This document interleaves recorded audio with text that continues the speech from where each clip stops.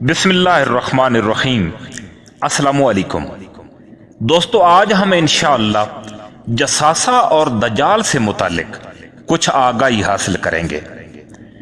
حضرت تمیم داری جو کہ شروع میں عیسائی تھے اور بعد میں بشرف اسلام ہوئے، انہوں نے حضور اکرم صلی اللہ علیہ وسلم سے عرض کی، یا رسول اللہ، میں ایک تاجر تھا اور تجارت کی غرض سے ایک دفعہ ہم بحری بیڑے میں بیٹھ کر سمندر کے سفر پر جا رہے تھے تو سمت بھول گئے۔ میرے ساتھ لخم اور جزام قبیلے کے لوگ بھی تھے، تو ہم ایک ماہ تک سمندر میں بھٹکے رہے اور آخر ہمیں سمندر میں ایک جزیرہ نظر آیا، تو ہم نے اس جزیرے کا رخ کیا۔ جب وہاں پہنچے تو اور کچھ نہ تھا، ایک درندہ نما انسان نظر آیا۔ ہم نے اس سے پوچھا، تم کون ہو؟ اس نے کہا، میں جساسہ ہوں، اور ایک مکان کی طرف اشارہ کر کے کہنے لگا، اس مکان کی طرف جاؤ، وہاں ایک آدمی موجود ہے جو آپ سے کچھ پوچھنا چاہتا ہے۔ ہم ڈر بھی رہے تھے اور مکان کی طرف چل دیے۔ جب مکان کے اندر داخل ہوئے تو دیکھا کہ ایک انسان زنجیروں میں جکڑا ہوا ہے۔ ہم نے پوچھا، تم کون ہو؟ اس نے جواباً کہا، آپ یہ بتائیں کہ آپ کدھر سے آ رہے ہیں؟ تو ہم نے کہا، ہم عرب سے آئے ہیں اور یہاں رستہ بھٹک گئے ہیں۔ تو اس نے فوراً پوچھا، اچھا آپ عرب سے آئے ہیں تو یہ بتاؤ، بیسان کی کھجوروں پہ پھل آ رہا ہے؟ ہم نے کہا، بالکل آ رہا ہے۔ تو اس نے جواباً کہا کہ وہ زمانہ قریب ہے کہ ان کھجوروں پہ پھل آنا بند ہو جائے گا۔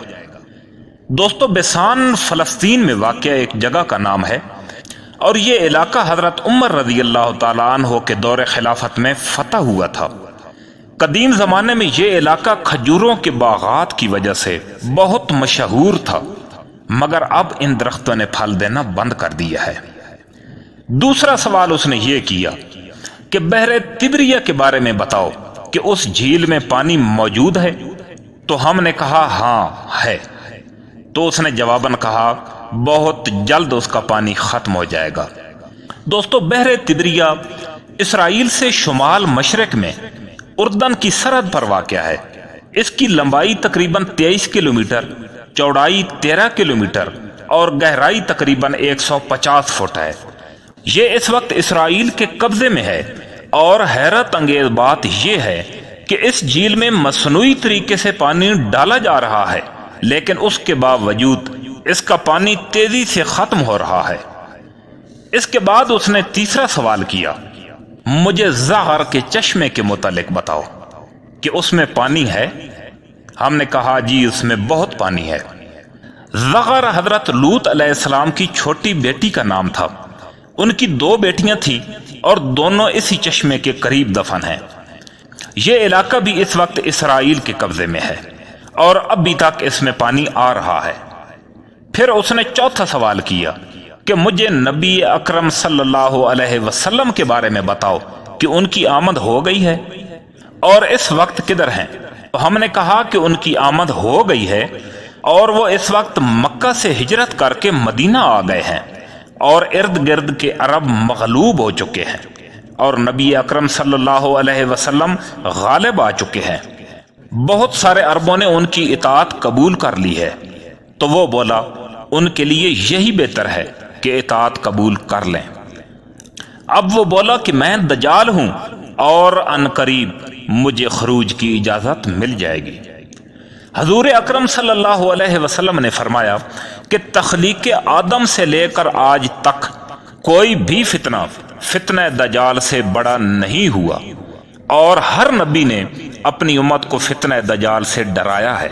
میں اللہ کا آخری نبی ہوں اور آپ ایک بہترین امت ہیں، لہذا دجال کا خروج اسی امت میں ہوگا، اور اگر وہ میرے ہوتے ہوئے نمودار ہوا تو ہر مومن کی طرف سے دفاع کرنے والا میں ہی ہوں، اور اگر میرے بعد نکلا تو میرا ہر امتی اپنا دفاع خود کرے گا۔ دجال شام اور عراق کے درمیان ایک رستے پر نمودار ہوگا، وہ اپنے دائیں بائیں ہر طرف فساد پھیلائے گا، اور اے اللہ کے بندو، تم اس وقت ثابت قدم رہنا۔ دوستو فتنہ یا فساد یہ ہوتا ہے کہ لوگوں کے خیالات کو منتشر کر دینا اور سوچوں میں تغیر ڈال دینا۔ قرآن پاک میں اللہ تعالیٰ کا فرمان ہے الفتنہ تو اشد من القتل، یعنی فتنہ قتل سے بھی شدید جرم ہے۔ اللہ تعالیٰ ہمیں فتنہ دجال سے محفوظ رکھے اور امت مسلمہ کو ثابت قدم رکھے، آمین ثم آمین۔